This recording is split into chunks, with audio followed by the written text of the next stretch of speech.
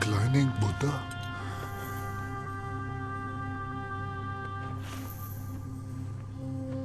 Buddham Sharanam Gacchami.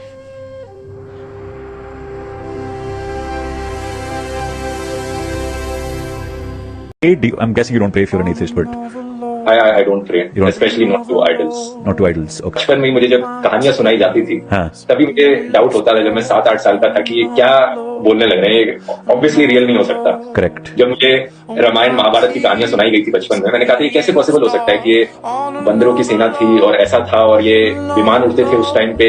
मैंने critical thinking और logical reasoning के बेसिस पर ही मैंने बचपन में ही ये कंक्लूजन रीच किया कि नहीं हो सकता, ये रियल नहीं हो सकता, कुछ सेंस नहीं बनाता। Antiquarian software have proved that the events narrated in Valmiki Ramayana actually occurred around 7,000 years back and they get it subsequently dated. Ramasetu is found submerged at the same location as it described Valmiki Ramayana, and the city of Dwarka has been explored by American archaeologists in the contemporary. Setu சமுத்திரம் திட்டத்தை நிறைவேற்றுறதுக்கான தீர்மானத்தை இன்றைக்கி நம்ம state government சட்டமன்றத்தில் நிறைவேற்றிருக்காங்க. இந்த ராமர் பாலம்னு ஒரு பாலம் இருக்குது தம்பி, அது இருக்கிறதால தான் தமிழ்நாடே டெவலப் ஆகாமல் கிடக்குது.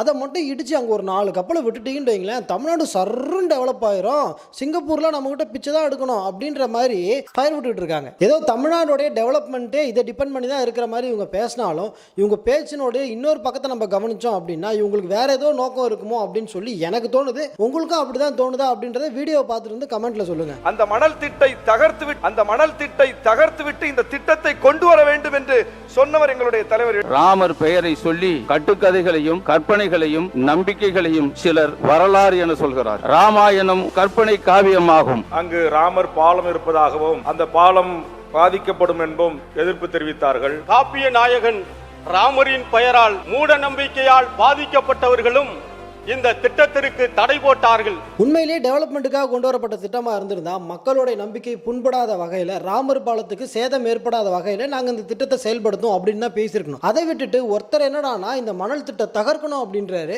இன்னொருத்தர் என்னன்னா ராமர் ஒரு கற்பனை கதாபாத்திரம்ன்றாரு, இன்னொருத்தர் ராமாயணமே மூட நம்பிக்கைன்றாரு. இதெல்லாம் வச்சு பார்க்கும்போது இவங்களுக்கு வேற ஏதாவது நோக்கம் இருக்குமோ? சாச்சா இருக்காது. ஏன்னா இவங்க இடிக்க போகிற இடத்துல ராமர் பாலமே கிடையாது, அது ஆதாம் பாலம். அப்படி நான் சொல்லலை, என்ன முறைக்காதீங்க, அப்படி சொன்னது சிஎம் தான். ஆடம்ஸ் பாலத்தின் குறுக்கே வெட்டப்பட வேண்டிய கால்வாயின் பெயர் தான் சேது சமுத்திர திட்டம். ஆதாம் பாலம், ஆடம்ஸ் பிரிட்ஜ் அப்படின்ற வார்த்தையை சிஎம் பயன்படுத்துறாரு. ஏன் ராமர் பாலம் அப்படின்னு சொன்னா குறைஞ்சா போயிடும்? அவர் கடவுள் நம்பிக்கை இல்லாதவர், அதனால தான் ராமர் பாலம்ன்ற வார்த்தையை அவர் பயன்படுத்தல அப்படின்னு மட்டும் தயவு செஞ்சு என்கிட்ட சொல்லாதீங்க. ஏன்னா அவர் கடவுள் நம்பிக்கை இல்லாதவராக இருந்திருந்தா அவர் மணல் திட்டுன்ற வார்த்தையோ அல்லது சேது பாலம்ன்ற வார்த்தையோ அது மாதிரி வேற ஏதாவது ஒரு வார்த்தையை பயன்படுத்திருக்கலாம். ஆதாம் பாலம் அப்படின்ற வார்த்தையை அவர் பயன்படுத்துறாரு அப்படின்னாலே நமக்கு சின்னவர் சொன்னதுதான் ஞாபகம் வருது. இன்னும் சொல்ல போனா நானும் கிறிஸ்தவன் என்று சொல்வதற்கு நான் பெருமை கொள்கிறேன். ஆதாம் இந்த பாலத்து வழியா வாக்கிங் போனாரு அப்படின்ற உருட்டு 1800வது வருஷம் ஜேம்ஸ் ரெனல் அப்படின்ற ஒரு வெள்ளக்காரன் உருட்டி விட்ட உருட்டு. இந்த உருட்டை நம்ம ஊர்ல இருக்கிற பச்சை குழந்தைங்க கூட நம்பாது.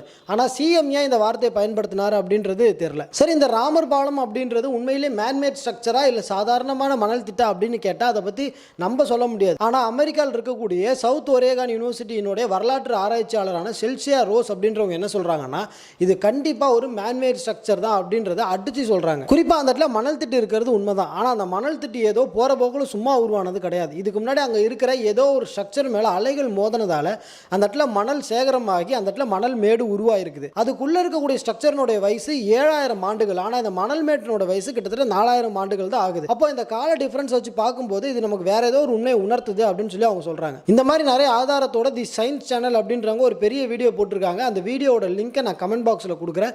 டீடைல்டா வேணும்ன்றவங்க அதில் போய் பார்த்துக்கங்க. Good bye.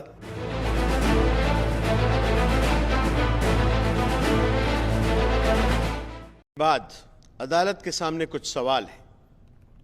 राम सेतु या एडम्स ब्रिज जिसकी उम्र हजारों साल है, क्या वो भारत और मनुष्यता के इतिहास की धरोहर नहीं है?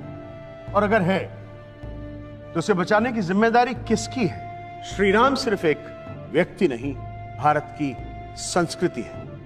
ये कैसा नैरेटिव है कि ये सरकार राम सेतु श्री राम ने ही बनाया था, इस बात का प्रमाण मांग रही है। श्री राम को मानने वाले करोड़ों लोगों को कटघरे में खड़ा करके उनसे सबूत मांगा जा रहा है। यह अदालत सरकार से पूछना चाहती है कि राम सेतु श्री राम ने नहीं बनाया था, इस बात का उनके पास कौन सा पुख्ता प्रमाण है? श्री राम सिर्फ एक कल्पना है।